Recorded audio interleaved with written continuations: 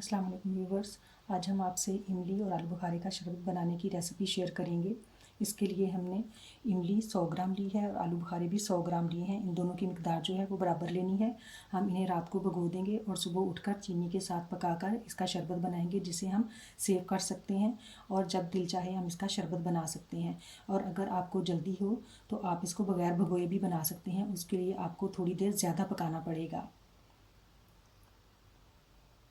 हमने आलू बुखारे और इमली दोनों को धो लिया है। अब हम इनको धोकर एक ही बर्तन में भिगो देंगे और इसमें पानी डाल देंगे। और इतना पानी डालना है ताकि ये अच्छी तरह से अंदर डूब जाएं।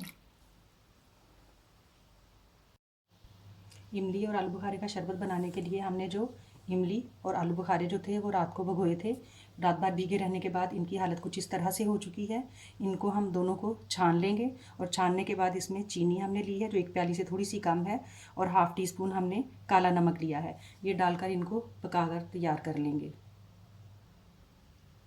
अब हम इनको इस छलनी में डाल लेंगे और मसल कर इसके में से गूदा जो है वो नीचे चला जाएगा और जो गुठलियाँ हैं वो ऊपर रह जाएंगी। उसको हम फेंक देंगे गुठलियों को।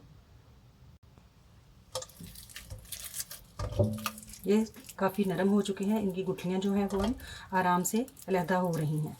ये इस तरह से, जैसा कि आप देख सकते हैं, गुठलियाँ आलू बुखारे की इस तरह इमली की अलहदा हो रही हैं। थोड़ा थोड़ा पानी डालकर इसको छान लें। इमली और आलू बुखारे के शरबत के लिए हमने इसे भिगो कर रखा था और फिर हमने इसको छान लिया है। ये कुछ इस हालत में है।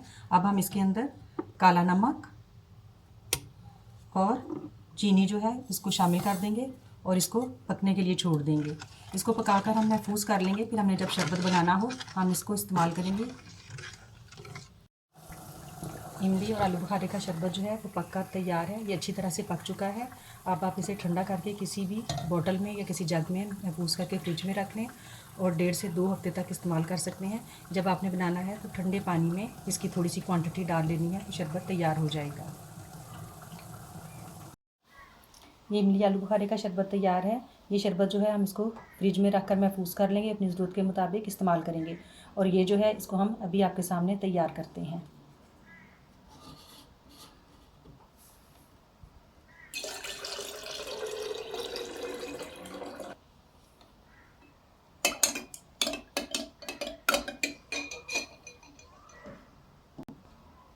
आप अपने जायके के हिसाब से इसमें पानी कम या ज़्यादा कर सकते हैं।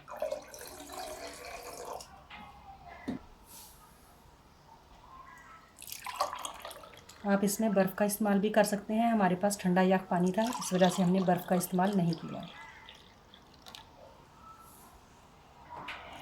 ये गर्म इलाकों के लिए बहुत ही बेहतरीन है और रमज़ान में बहुत ही फ़र्क बख्श है। शुक्रिया।